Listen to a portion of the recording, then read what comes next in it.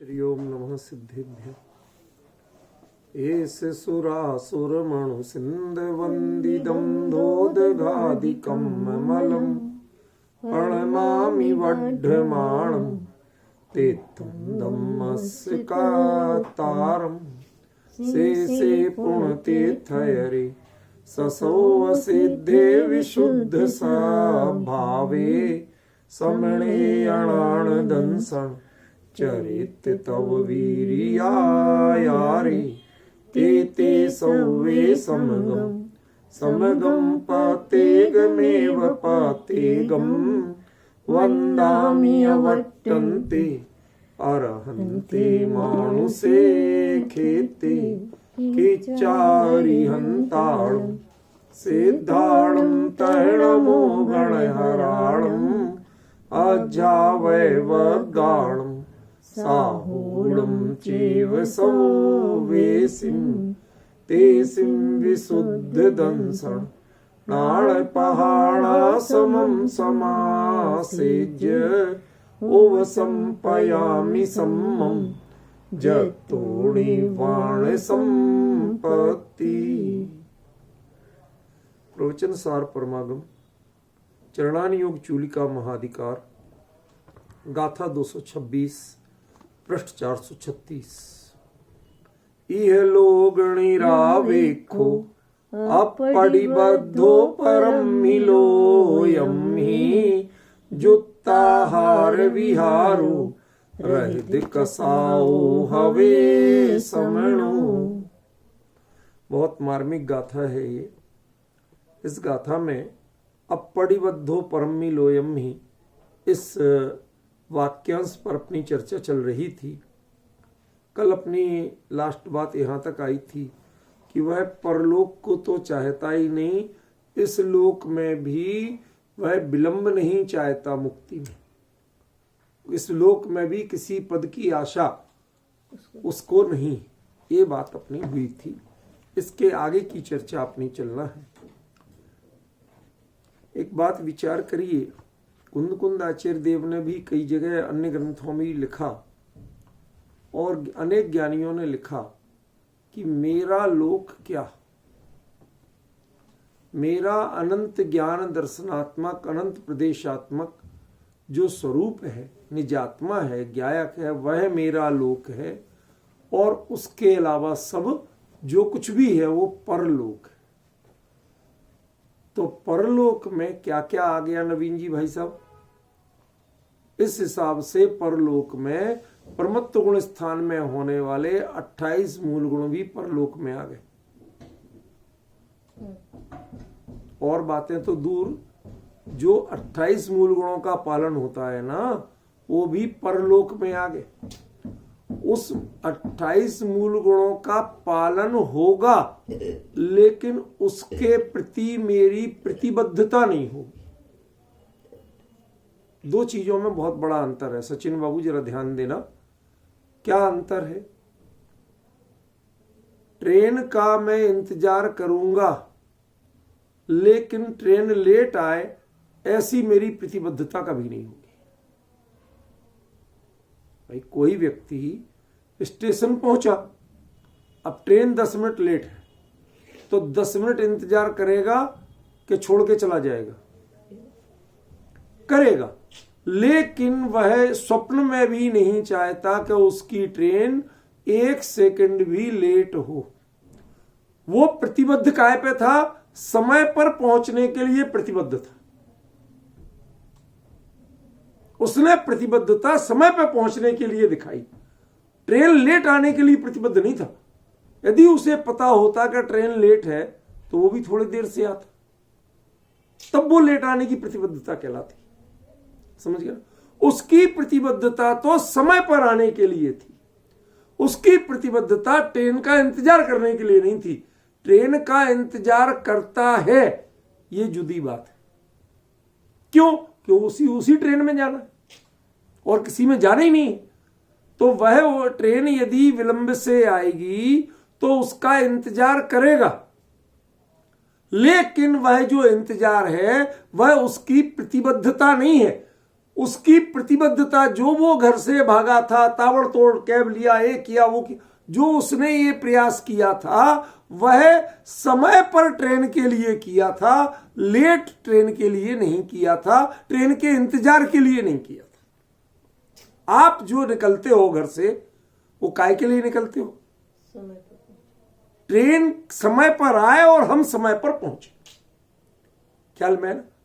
वो जो समय आपको दिया उस समय पर टिच स्टेशन पहुंचते हो। क्यों?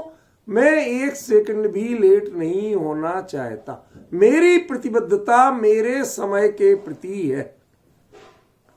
अब यदि ट्रेन लेट होती है तो उससे मेरी प्रतिबद्धता खंडित नहीं होती। देखो बिल्कुल वही शब्द चल रहा है, आप परिबद्ध हो। मेरी प्रतिबद्धता खंडित नहीं होती। मेरी प्रतिबद्धता तो समय के प्रति थी। अब ट्रेन लेट आई तो मैं इंतजार करूंगा, लेकिन वो इंतजार करना ये मेरी प्रतिबद्धता नहीं थी। मैं यहां राइट टाइम पर लेट ट्रेन का इंतजार करने नहीं आया। मैं तो राइट टाइम पर इसलिए पहुंचा कि राइट टाइम की ट्रेन पर बैठूं और चल दूं। ख्याल में है ना?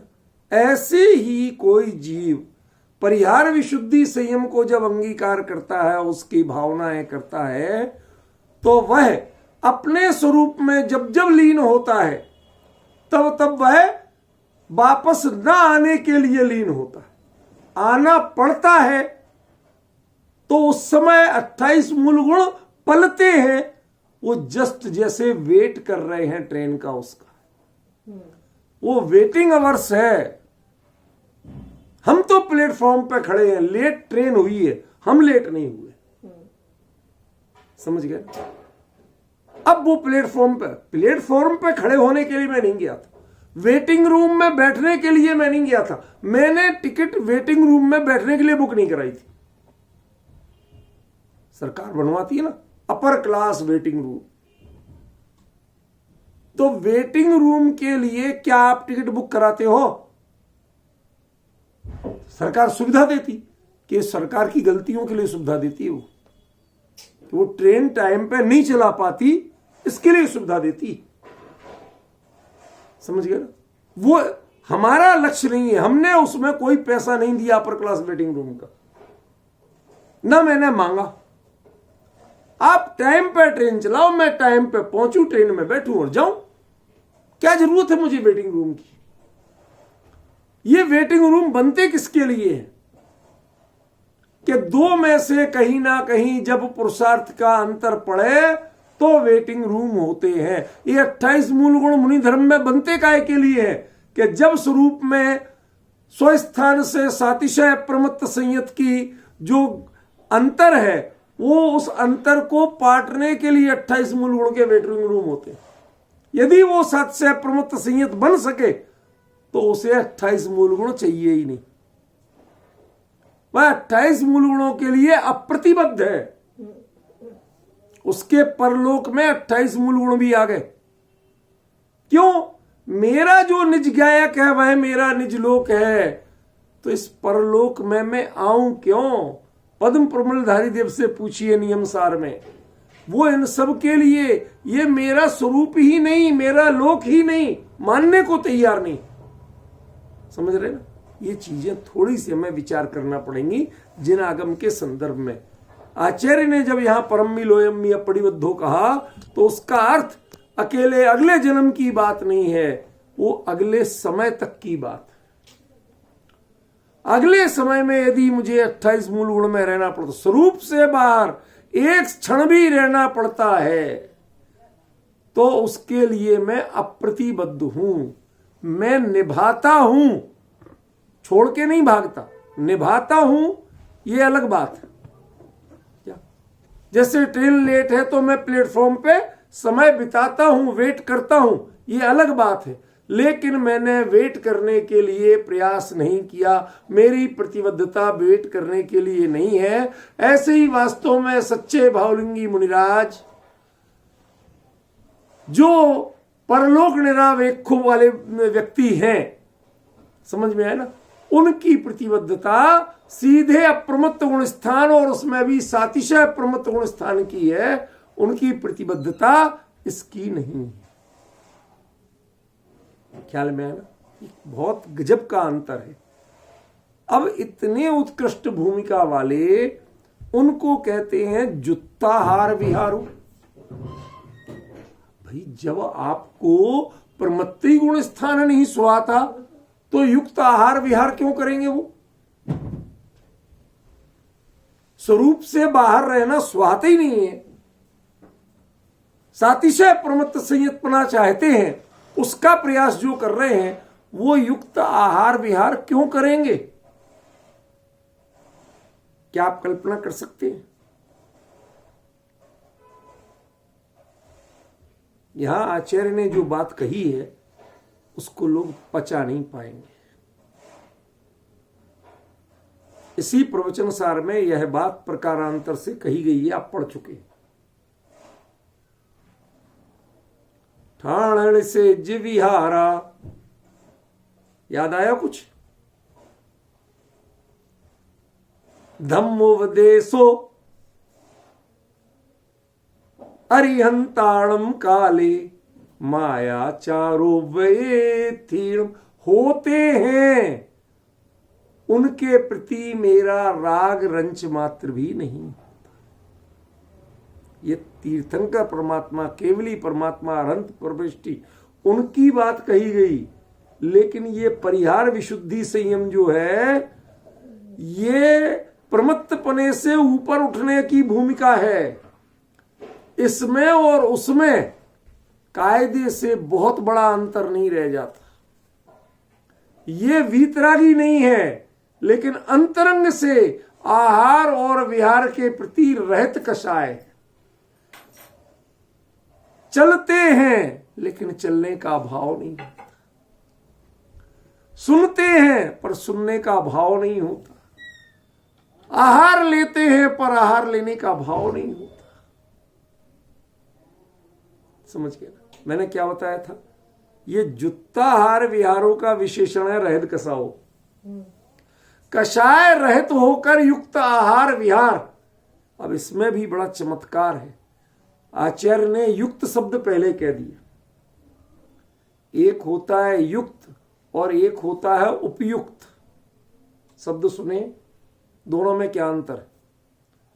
उप जो है वह थोड़ी कमजोर भूमिका है या बेहतर भूमिका है? कमजोर। भाई मंत्री उपमंत्री कमजोर भूमिका है ना।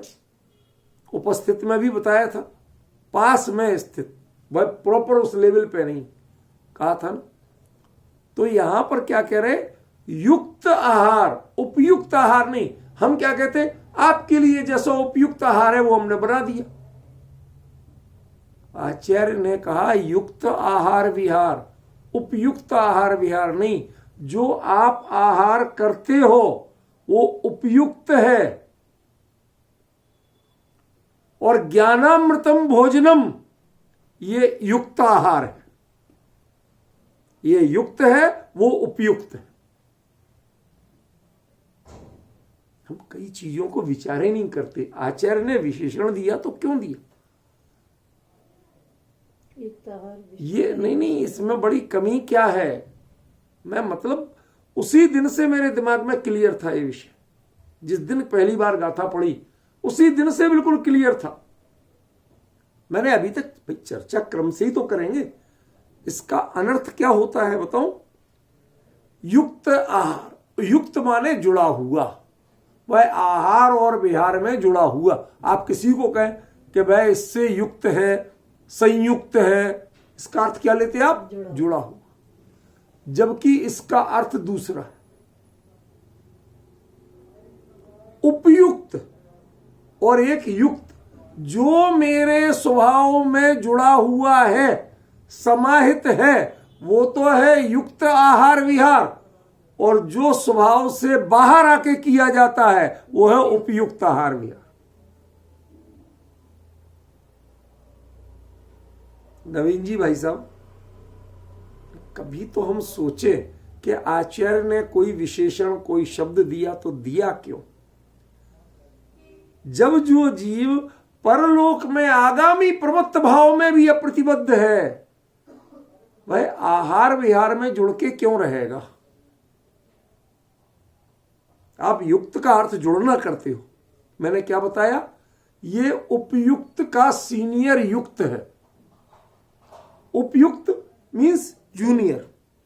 अपने से बाहर आए और करें, किसी में जुड़े तो वो उपयुक्त, और जिसमें बाहर नहीं जाना पड़े, परिणति अपने निज गायक में जुड़ी रहे, ढुके, उसका नाम युक्त। क्यों? संसार के आहार और विहार में आप रहित कषाय नहीं हो सकते। भोजन का विकल्पीय रागवश है। आचार्य साफ कह रहे, रहद कसाओ। रूपल बहन कल्पना नहीं कर सकते आचार्य ने कह क्या दिया। इसका आज तक जितने लोगों से मैंने अर्थ सुना, सबने यही किया, वह उचित अपने लिए उचित आहार विहार करते हैं। भैया वो उस भूमिका में भी करते ही हैं। क्या आहार नहीं करेंगे, विहार नहीं करेंगे, क्या नहीं करेंगे? भाई साहब, यदि आहार करेंगे विहार करेंगे तो वो रहित कषाय कैसे होंगे, ये तो बताओ मुझे। देह की परिणति कोई परिणमय पर अपना उपयोग उसमें न जुड़ पाए, वह युक्त जहां जुड़ा हुआ है वहीं जुड़ा रहे। यदि वह अपनी जगह से हिल गया, पर में आ गया, तो वो उपयुक्त, फिर लेकिन मुनि की भूमिका में रहे तो वो उपयुक्त आहार विहार होगा, वह युक्त आहार विहार नहीं होगा। शांति से विचार करो, इस शब्द का अर्थ क्या है। सच बताओ, अभी तक ये शब्द, ये वाक्य इतने दिनों से पढ़ रहे थे, कल्पना भी थी कि इसका अर्थ ये है।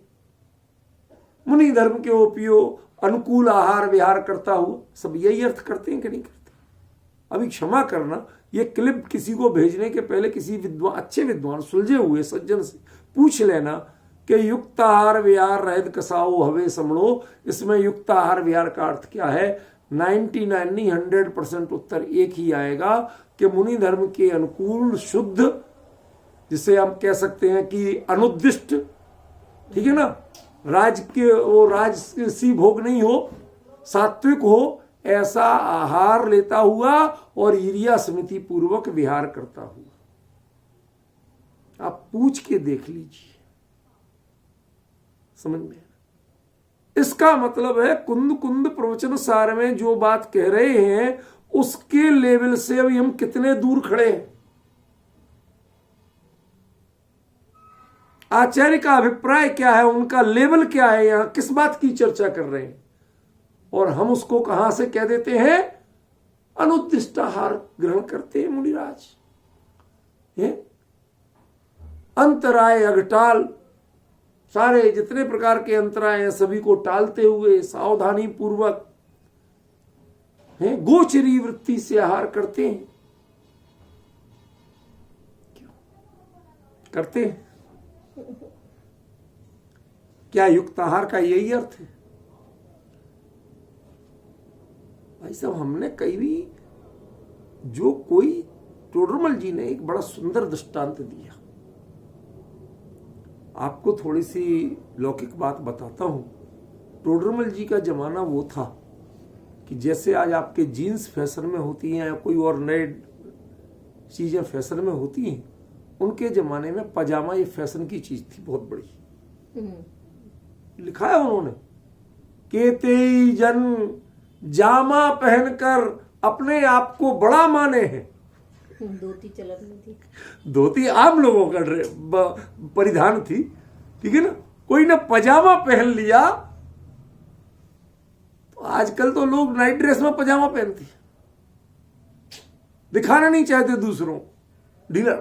और उस समय कोई पजामा पहन ले तो अपने आप में हीरो मानता था अपने आप को, समझ में। तो टोडरमल जी ने बड़ा सुंदर रूपक दिया कि केते ही जन जामा पहनकर अपने आप को, मतलब आपने क्या अंगीकार किया ये तो तय करो।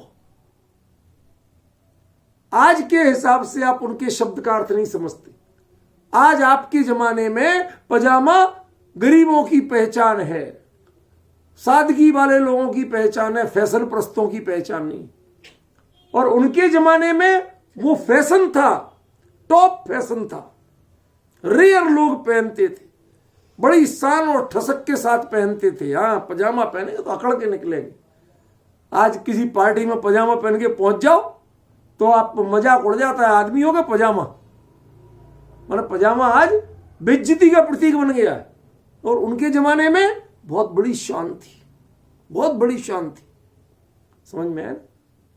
नवीन जी होते टोडरमल जी के जमाने में और पजामा पहन के जाते तो हीरो माने जाते। आज बेचारे सादगी वाले माने जाते। मैं व्यंग नहीं कर रहा हूं, मैं एक बात को बताने की कोशिश कर रहा हूं। एक चीज को आप उसी संदर्भ में देखे बिना यदि अपनी मर्जी से अर्थ करेंगे तो अर्थ नहीं अनर्थ होगा।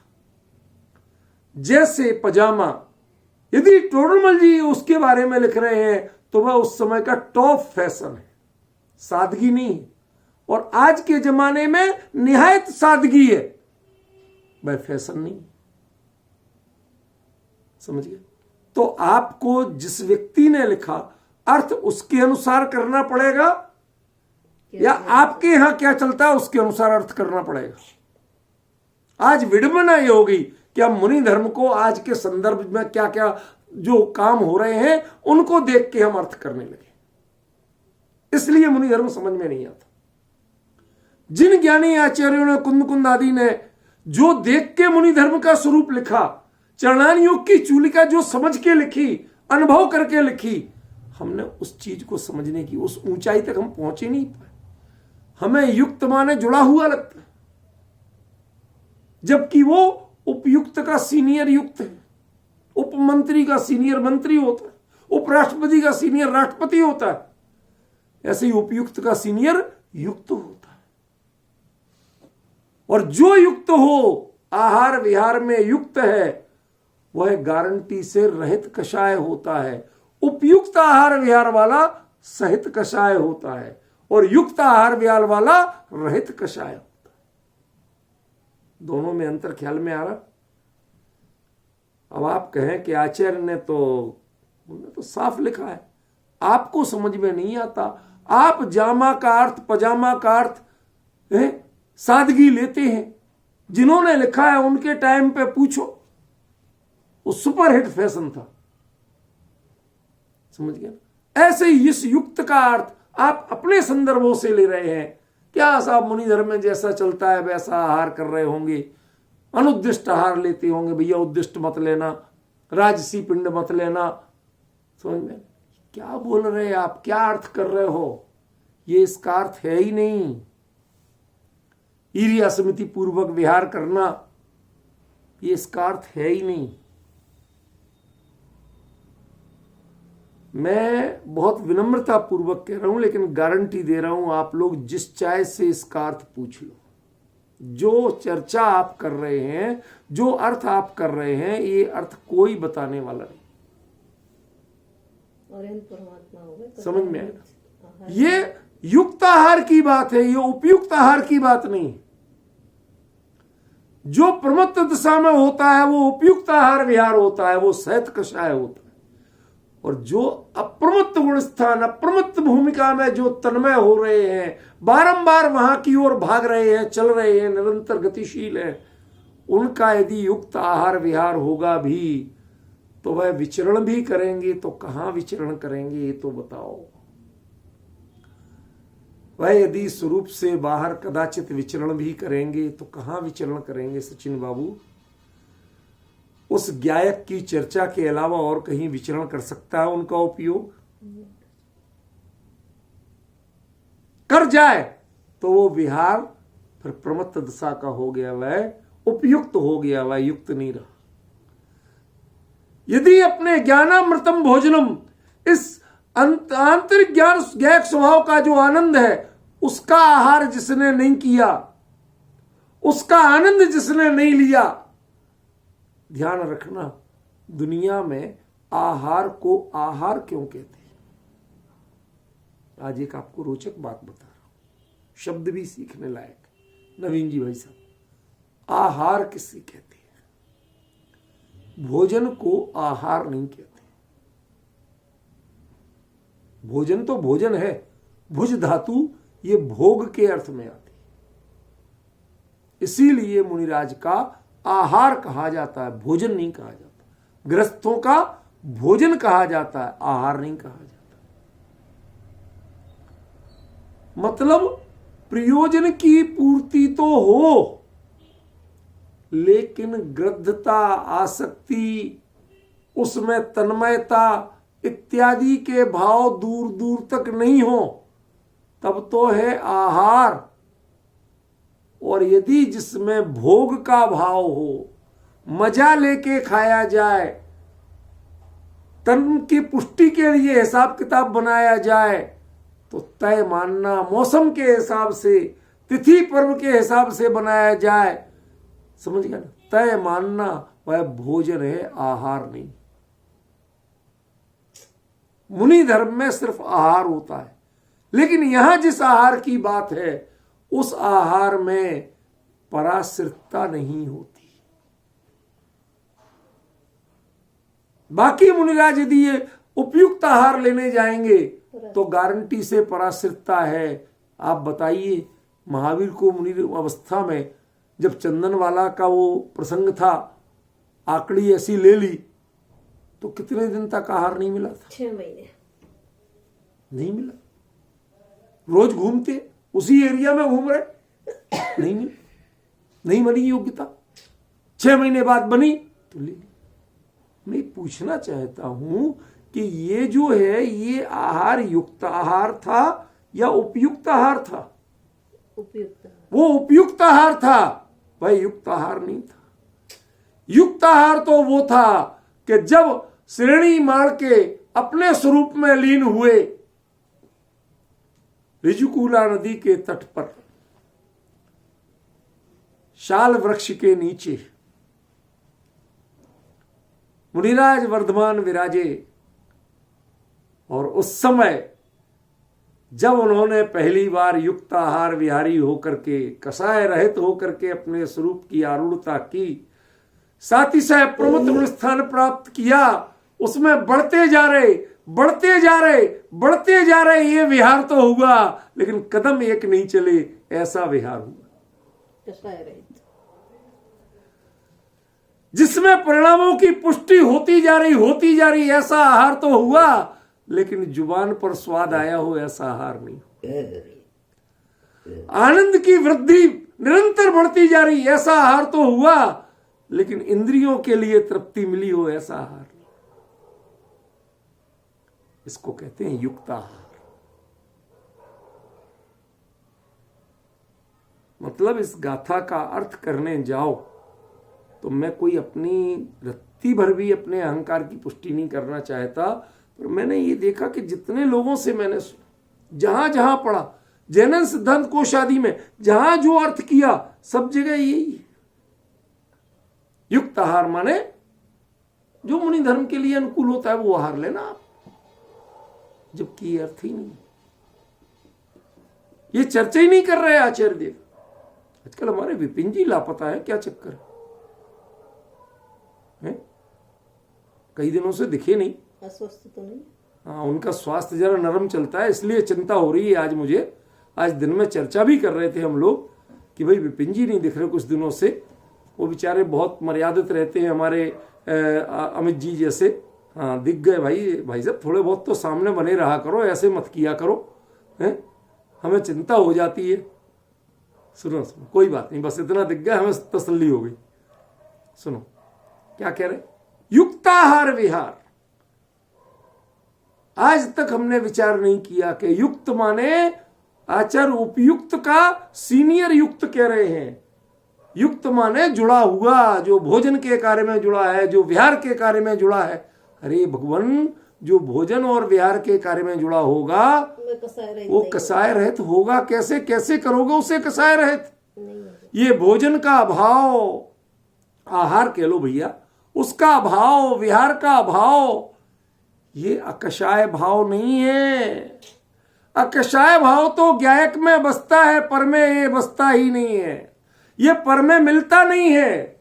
ये ऐसा स्वरूप है, हम लोगों ने गलती क्या की कि जुत्ताहार विहारो अलग कर दिया और रहद कसाओ अलग कर दिया, जबकि आचार्य ने इसमें 3 बातें कही हैं, 4 बातें नहीं कही। चाबी नहीं लगा और के लिए। क्या कहा विपिन जी? 4 बातें नहीं कही, 3 बातें कही। पहली बात, ये लोग निरावेक्षो। दूसरी बात, अपरिबद्धो परमिलोयम्ही। और तीसरी बात, रहद कसाओ जुत्ताहार विहारो। रहद कसाय पहले जोड़ना विशेषण है। कषाय रहित होकर युक्त आहार, उपयुक्त आहार नहीं। उपयुक्त आहार तो प्रमत्त लोग करते हैं, अप्रमत्त के साधक, अप्रमत्त की भूमिका वाले वह युक्त आहार करते हैं, उपयुक्त आहार नहीं करते। हम दुनिया में उपयुक्त शब्द को बढ़िया मानते हैं। किसी को आप इसके लिए बिल्कुल उपयुक्त हैं, मैं कहता हूं भाई साहब गाली क्यों दे रहे हो, युक्त क्यों नहीं कहते हो? मेरा डिफरेंस समझ में आया? विपिन जी क्या कहना चाहते हो? कोई कहे कि इस पद के लिए आप बिल्कुल उपयुक्त हैं, तो भाई साहब उपयुक्त क्यों कह रहा हो, युक्त कहो ना। डिफरेंस ख्याल में मैं आपको एहसास दिलाना चाहता हूं, इस शब्द के प्रति आपकी जो पूर्व धारणा है उसको बदलना चाहता हूं। योग्य, समझ में आया ना? ये आपको समझना पड़ेगा कि ये युक्ताहार विहार का मतलब मुनि धर्म के अनुकूल आहार विहार करते हुए, अनुद्दिष्ट आहार और ये सीरिया स्मृति पूर्वक विहार करते हुए, ये अर्थ नहीं है मान्यवर। इसका अर्थ कुछ और है। पहले शब्द से ही दिमाग में बिठाओ कि कुंद कुंदाचार्य देव क्या कह रहे हैं, तब इसकी महिमा, तब इसकी गरिमा, तब इसकी वास्तविकता समझ में आएगी, अन्यथा आप समझ नहीं पाओगे।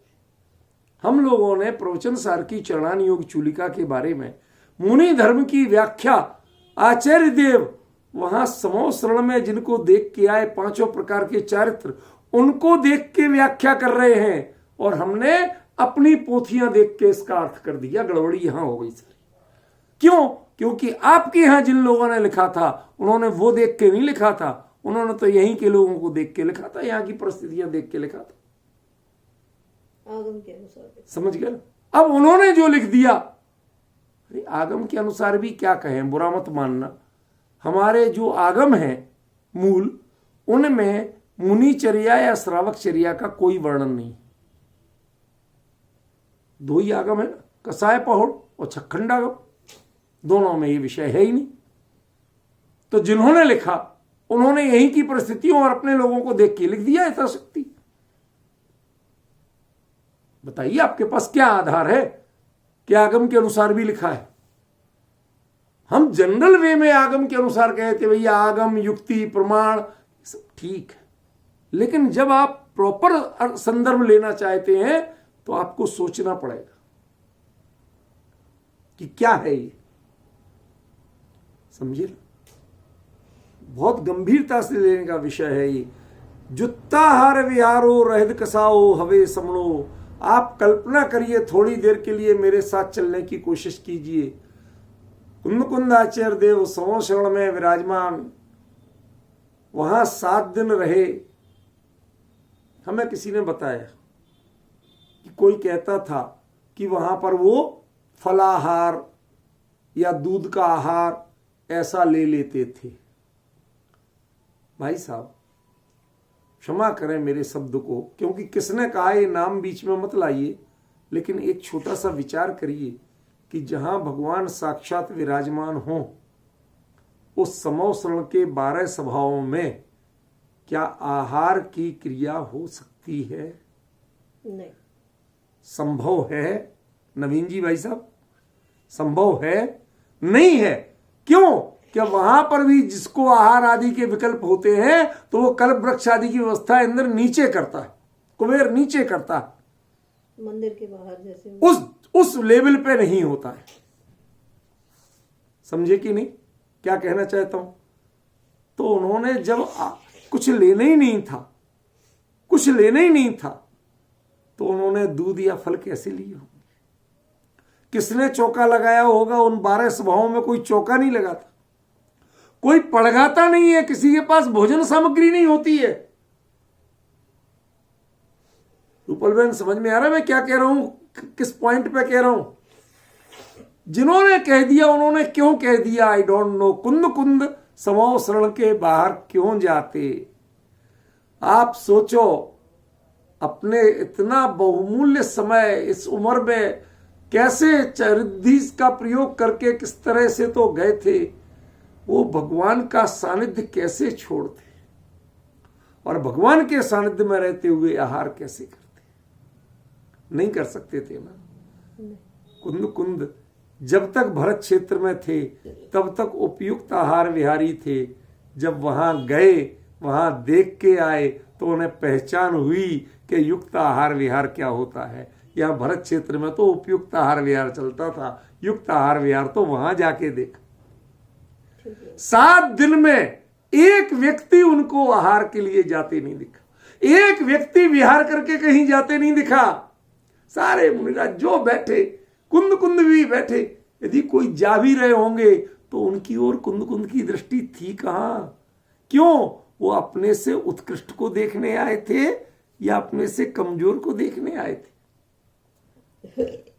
बताइए आप। आपका यदि बच्चा खो जाए तो भीड़ में जितने चाहे सुंदर बच्चा दिखे तो देखना चाहते हो? सबको ढूंढते हो, सबको देखते हो, लेकिन किसी पर दृष्टि टिकती नहीं। ऐसे ही जिनको अपना लक्ष्य दूसरा था तो वो कमजोर चरित्र वालों को देखते क्यों? क्यों पहचानना चाहते उनको? क्यों उन पर अपना उपयोग केंद्रित करते? उनका उपयोग तो केंद्रित था युक्ताहार में। उसी समय क्या कर रहे, कैसे रह लेते आप, इतने इतने दिन तक कैसे रह लेते? समोषण छोड़ के जाने का भाव ही नहीं, कैसे रह लेते? कि ऐसे रह लेते। आपको पता है कुंद कुंद के सामने भगवान का समोषण सहित विहार हुआ था।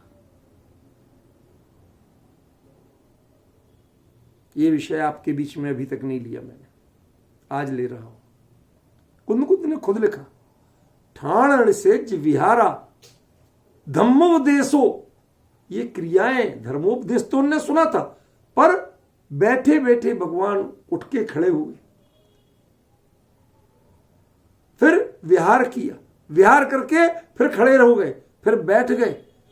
ये क्रियाएं आंखों से देखी कुंद कुंद ने और प्रमाणित किया, माया चारु वित्थीणम।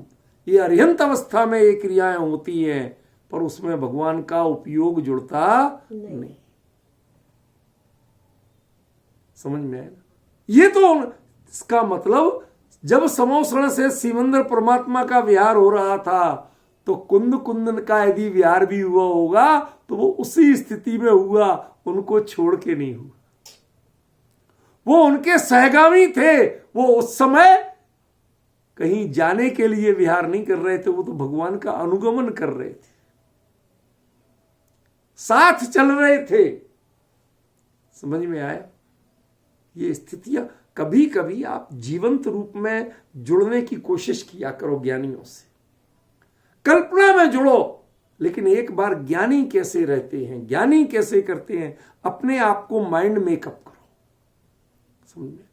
कुंद कुंद ने माइंड मेकअप किया। 7 दिन एकमात्र आहार और एकमात्र विहार, स्वरूप में अपने आनंद अमृत का आहार और अपने अनंत गुणों में विहार। इसके अलावा बाहर में परिणति भटकती नहीं थी। उनके सामने जो परिहार विशुद्धि संयम के धनी भावलिंगी भव्य मुनिराज वहां विराजमान थे, जिनका संकल्प था कि परलोक होना ही नहीं है, कसम खाइए,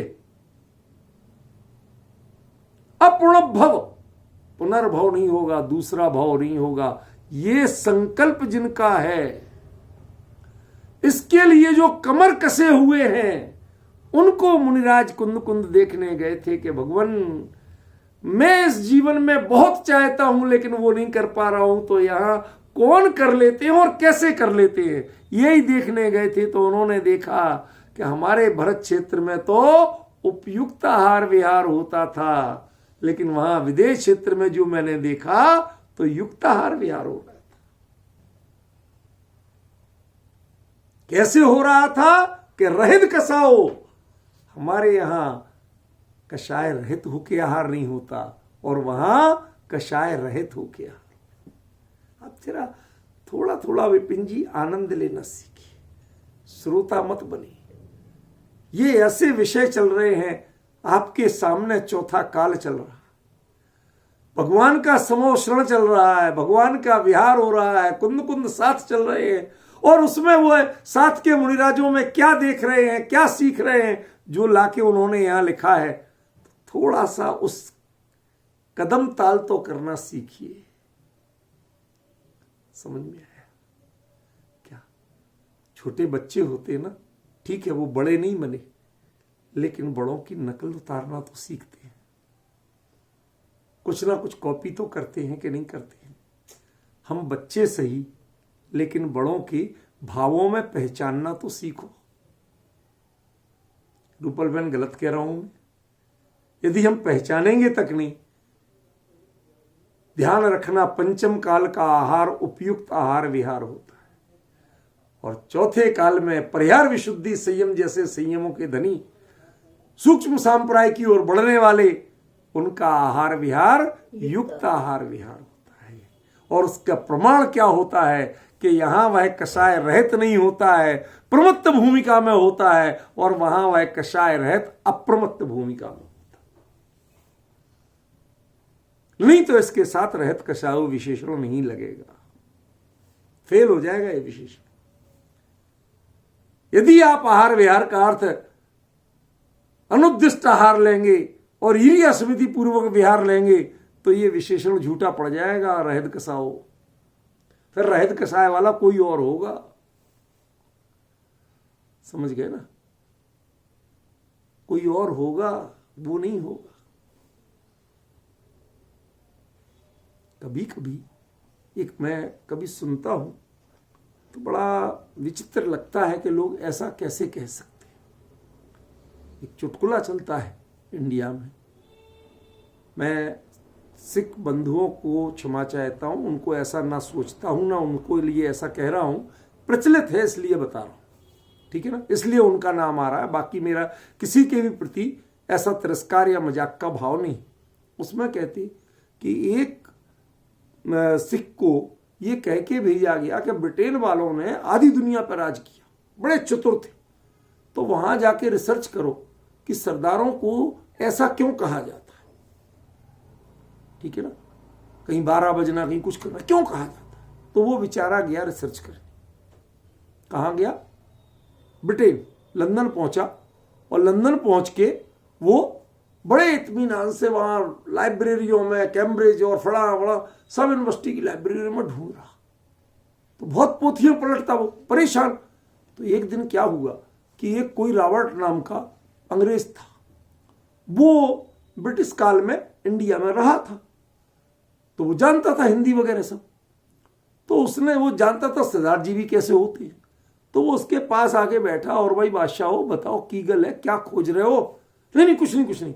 अरे बताओ ना यार, मैं कुछ मदद करूंगा, मैं यहाँ का हूं, मैं यहाँ की लाइब्रेरी में रोज आता हूं, मैं जानता हूं कहाँ क्या मिलेगा। तो उसने बड़े जब प्यार से पूछा, तो उसने धीरे से कहा कि सरदारों को ऐसा क्यों कहा जाता है, हम वो रिसर्च करने आए। तो वो समझ गया।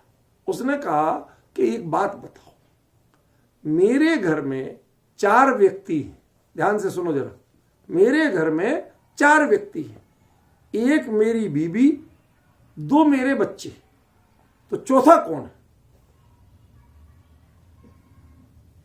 कोई खास बात नहीं थी, सब जान रहे, लेकिन सरदार जी को समझ में नहीं आया। बेचारे बड़े परेशान, मैं हार गया रॉबर्ट भाई, तुम ही बताओ। कह रहे भले आदमी, चौथा मैं हूं और कौन है? जब मेरा घर है और मैंने 3 का नाम बता दिया, तो चौथा कौन होगा? अब समझिए तुम लोग ऐसे क्यों कहलाते हो। बिल्कुल सही कहा। अगली फ्लाइट पकड़ी, इंडिया आए, सारी संगत बुलाई, बैठे बड़े भारी एक हॉल में कि हाँ मैं रिसर्च करके आया हूं, मैं बताऊंगा। तो एक बात बताओ कि मेरे घर में 4 लोग हैं, एक साड़ी नूह, 2 साढ़े पुत्र, तो चौथा कौन है? अब सारे लोग सिर खुजारे, परेशान, कौन है भाई? मैं नहीं बता पा रहा, तू ही बता भाई, तू रिसर्च करके आया। चौथा वो रॉबर्ट है ना। क्या कहोगे? आप इसको चुटकुला समझ रहे हैं, मैं बड़ी गंभीरता से कह रहा हूं, मैं व्यंग्य के मूड में नहीं हूं। मतलब आज तक हमें सारा आनंद वह किसी दूसरे का लगता है, आज तक वो चीज हमारी पूंजी नहीं मिल पाई, उसमें हम जुड़ नहीं पाए। हमने शास्त्र की पंक्तियों से बोला कि कुंद कुंद ऐसा कहते हैं, फला ऐसा कहते हैं, ये मेरी चीज है, मेरे हित की बात है, इसमें हम स्वयं जुड़ नहीं पाए। ये मैं आपके ऊपर कमेंट्स करना चाहता हूं। यदि आप स्वयं जिनवाणी में जुड़े, अपने को इसका पार्ट बनाए, कुंद कुंद के साथ जोड़ लें, तो आपको सारे अर्थ सरल हो जाएंगे, कुछ कठिन नहीं रहेगा और सब में बिल्कुल एकदम लिंक। आप बताइए कहीं इसमें अंतर विरोध आ रहा है? हम जो बात जहां से शुरू करते हैं उसी पैटर्न पे चल रहे हैं। कहीं हमने सॉरी नहीं बोलना पड़ा आज तक, कह रहे हम ये गलती से ये बोल गए थे, इसका अर्थ तो ये, जो चल रहा वही चल रहा, और आचार्य जहां आगे कह रहे हैं सारी वही बातें मिल रही। यदि युक्ताहार विहार का अर्थ यदि मैं ये जो 28 मूल गुण वाला आहार विहार कर दूं तो उसमें रहित कसायो उस विशेषण नहीं जुड़ेगा। यहां आचार्य रहित कसाओ कह रहे हैं, इसका मतलब ये युक्त आहार विहार हमारा आपका नहीं है, जो मुनि धर्म आपने पढ़ा है वो वाला नहीं है, 28 मूल गुण वाला नहीं है। Please mind it. हमारा जो कुछ भी है, जो आपने पढ़ा है, जो जाना है, जितना आपने समणाचार पढ़ा है, उसमें जितनी आहार पद्धति है, इतने मोटे मोटे ग्रंथ लिखे गए हैं मुनि धर्म की आहार पद्धति पे, वो सारा उपयुक्त आहार है, वह युक्त आहार नहीं। ईरिया समिति के अंतर्गत जितना विहार बताया जाता वह उपयुक्त विहार है, वह युक्त विहार नहीं है। यहां चर्चा युक्त आहार विहार की है, उपयुक्त आहार विहार की नहीं। समझे भाई साहब, कितनी गहरी बात है, और हमने इसको कितने सतही तौर पर निपटा दिया कि भाई शुद्ध आहार लेना, भाई गड़बड़ मत करना, पकवान मत खाना। समझ में आया ना? अंतराय टाल, जरा अंतरायों का ध्यान रखना है, नहीं कि अंतराय आ रहा है, कुछ भी हो रहा है, तुम अपने खाए जा रहे पेट भरने के लिए। क्या अर्थ कर रहे हो? आपने मुनि धर्म को जाना है क्या? मुनि धर्म होता क्या है? अरे वो जब एक बार अंजुली बांध के आहार लेते हो, उस बीच में जो आनंद का घूंट पी लेते हैं स्वरूप का अनुभव करके, वह युक्त आहार है, और जो ये ले रहे हैं ये उपयुक्त आहार है। क्या उस प्रक्रिया चल रही है, अंजुली बंधी हुई है, हाथ में अन्न का ग्रास है, और उसी क्षण भर को रुक के जो स्वरूप के आनंद का पान किया वो युक्त आहार है, और जो अंजुलि से लिया जा रहा है विधि पूर्वक सारे दोष टालते हुए, वह उपयुक्त आहार है। आचार्य देव यहां चर्चा युक्त आहार की कर रहे हैं, उपयुक्त आहार की नहीं कर रहे। यह युक्त विहार की कर रहे हैं, उपयुक्त विहार की नहीं कर रहे हैं। तो मान्यवर मुझे बताइए कि फिर आप बात किसकी कर रहे हैं, अर्थ किसका कर रहे हैं? यह प्रवचन सार की चलान योग चूलिका है, जिसमें युक्त आहार विहारी वह होता है जो कषाय रहित होता है। यदि कषाय विद्यमान है तो वह युक्त आहार विहारी नहीं हो सकता। और कषाय रहित की भूमिका किसकी होती है? बिना श्रेणी माड़े कषाय रहितता की भूमिका नहीं बनती। इसका मतलब ये परिहार विशुद्धि से सूक्ष्म सांप्राय का संगम आ गया है। अब इन भावों को नहीं पहचानोगे तो भाई साहब कैसे अर्थ करोगे आप? आचार्य देव ने तो कहीं भी, उन्होंने सामायिक संयम का नाम नहीं लिया, छेदोपस्थापना संयम का अलग से नाम नहीं लिया, परिहार विशुद्धि का नाम नहीं लिया, सूक्ष्म वो तो कुछ कह ही नहीं रहे। क्यों? क्योंकि ये नाम ले लेके तो उन्हें बताना पड़ता है जो पहचानते नहीं, जिन्हें नमक क्या होता है ये पता नहीं हो, उन्हें बताना पड़ता है भाई साहब ये नमक है, ये डालना। जो दिन रात नमक जानते हैं उन्हें थोड़ा सा डाल दो, इतने में काम चलता है। नमक शब्द बोलना जरूरी नहीं, समझ गए ना? चाय में नमक नहीं डलता, ये दुनिया जानती है, समझ गए ना? वो उबलती चाय में यदि कोई डाल रहा है सफेद सफेद तो गारंटी से वो चीनी होगी, वो नमक नहीं हो सकता। इतना विवेक सब में। परिहार विशुद्धि संयम वालों को ये कवला आहार नहीं होता, इतना विवेक सब में है। और यदि आप उसको कवला आहार अर्थ करते हो तो माफ करना, ये आपकी समझ का अंतर है। बहुत शांति से विचार करिए। जब मैंने शुरू में कह दिया था कि जब जुत्ताहार विहारों का वर्णन आएगा उस समय आप चौंक जाएंगे कि ये बात क्या चल रही है। आचार्य ने कहा है, मैं अपनी ओर से कुछ नहीं कह रहा हूं। आप देखिए पूरा एक एक शब्द जो उन्होंने लिखा उसी से अर्थ निकल रहा है। मैंने अपनी ओर से कुछ भी नहीं थोपा है, कोई घुमा फिरा के अर्थ नहीं कर रहा हूं। उनके ही शब्दों को, उनकी ही मात्रा को, उनके एक एक वर्ण को ज्यों का त्यों लेके अर्थ कर रहा हूं। पूरा उस पर केंद्रित होकर चर्चा कर रहा हूं। ख्याल में आएगा। इतनी चर्चा के बाद मैं आपको थोड़ा सा एक और क्लू देना चाहता हूं। इसमें जो शब्द है ना, रहित कसाओ, इसमें रहित कषाय और क्षीण कषाय, इन दोनों में अंतर है। अंतर है। क्या अंतर है? अभी कषाय रहित होने की भूमिका शुरू हुई है, प्रक्रिया शुरू हुई है। कषाय क्षीण नहीं हुई। विपिन जी, ये ज्ञानियों के शब्दों को आपको बहुत फोकस करके चलना पड़ेगा। आप इन्हें कैजुअली लेने की आदत मत डालिए। कुंद कुंद यूं ही सबसे बड़े शिरमौर आचार्य नहीं है। श्रुत केवलियों के बाद सीधा स्थान रखने वाले यूं ही नहीं है, बल्कि श्रुत केवलियों को इन्होंने तो नमस्कार किया, लेकिन परंपरा ने श्रुत केवलियों को नमस्कार नहीं किया। गणधरों के बाद सीधा इनको नमस्कार किया। बताइए, आप झूठ कह रहा हूं तो? मंगलम भगवान वीरो, मंगलम गौतमो गणी, मंगलम कुंद कुंद। समझ रहे ना? कुंद कुंद श्रुत केवली को नमस्कार करते हैं। सो जय बद्धबाहु, वो नमस्कार करते हैं, जय बोलते हैं, लेकिन बाद की परंपरा श्रुत केवलियों का नाम नहीं लेती। गौतम स्वामी के बाद सीधा कुंद कुंद का नाम लेती है, उनको आद्य सिरमौर कहती है। तो हमें कुछ तो कारण रहा होगा। मैंने आपको बताया था एक बार, नवीन जी भाई साहब, आज से लगभग 30 साल पुरानी बात है। इसी यूनिवर्सिटी में, विद्यापीठ में, जब पहले नाम था अब तो यूनिवर्सिटी हो गई, तो उसमें मैं थोड़े ही दिन हुए थे लगे हुए। तो अब जब मैं डीम्ड यूनिवर्सिटी बनी एक इंस्टीट्यूट से, तो इसमें उन्होंने कहा डीम्ड यूनिवर्सिटी बनी तो सारे कोर्स भी यूनिवर्सिटी के स्टैंडर्ड के होना चाहिए। तो कोर्स रिवाइज करने के लिए कमेटी बनी। तो जैन दर्शन के लिए भी उन दोनों, जैन दर्शन का ही हेड था, तो उसकी कमेटी बनी। तो मेरे से पहले कह दिया था वीसी ने कि भाई अपना पाठ्यक्रम बना के दे देना, इंप्रूव करके ले आना, जो बढ़िया से बढ़िया कर सकते। तो लगभग उसमें 24 पेपर थे कुल, ग्रेजुएशन और पोस्ट ग्रेजुएशन में मिला के 24 पेपर हुए थे। 24 पेपर में मैंने करीब 8 पेपर में कुंद कुंद के ग्रंथ रख दिए, बाकी 16 में दूसरे रख दिए। तो कमेटी के और लोग बैठे थे, तो एक किसी जैन ने, मतलब मैं आपको क्या कहूं, शर्म आई उस समय मुझे, एक जैन ने ये बोला, क्या कुंद कुंद कुंद कुंद लगा रखा है, हर एक में कुंद कुंद रख दिए, और कोई है नहीं क्या?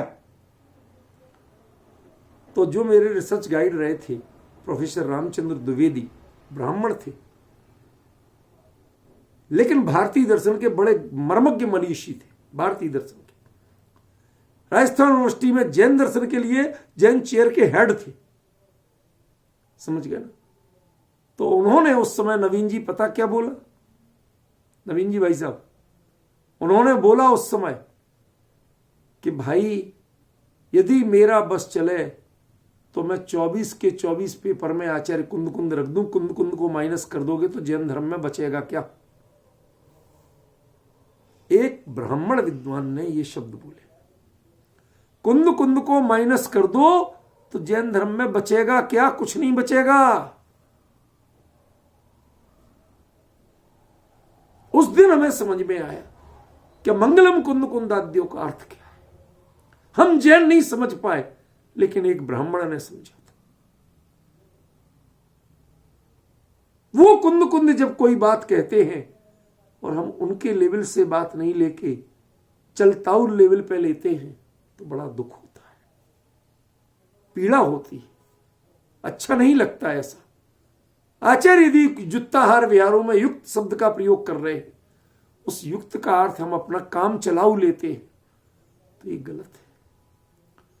ये जो बात कह रहे हैं वो जिस भूमिका को देख के आए हैं, जिस भूमिका को देखने गए थे विदेश क्षेत्र, उसके लेवल से बात कर रहे हैं और आप यहां के लेवल पे उसका अर्थ करते हो, ये गलत तरीका है, ये उनके अर्थ करने का तरीका नहीं।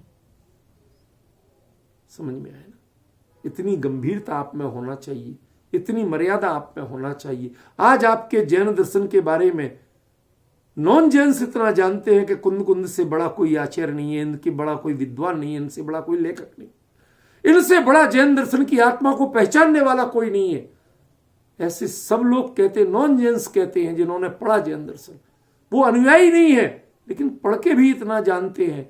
और हम दिन रात कुंद कुंद के दर्शन में पलने वाले और आज कुंद कुंद को नहीं पहचान पाए, तो ये कमी किसकी हुई? ये कमी हमारी है। इसलिए मैं कहता हूं कि कुंद कुंद आचार्य देव ने इस गाथा में जो बात कही है उसको पहचानने की कोशिश करें। इसमें आखिरी शब्द बचा है समणो हवे, इसकी चर्चा कल चलेगी। बताऊंगा कि समणो होदी और समणो हवे में क्या अंतर होता है। आचार्य ने होदी शब्द प्रयोग नहीं किया, हवे क्या? ये समणो होदी से समणो हवे की यात्रा कितनी है, इन दोनों में कितना अंतर बीत जाता है जब समणो होदी से समणो हवे होता है, ये मर्म आपको कल खोलूंगा। कुंद कुंद के इन मर्मों को पहचानने की कोशिश कीजिए। आपको सिर्फ इतना निवेदन करता हूं, ये कोई पूर्वाग्रह नहीं है, आत्म प्रशंसा नहीं है, लेकिन जो कुंद कुंद की गरिमा है उसको पहचाने हम, यह मेरी विनती है। विशेष चर्चा।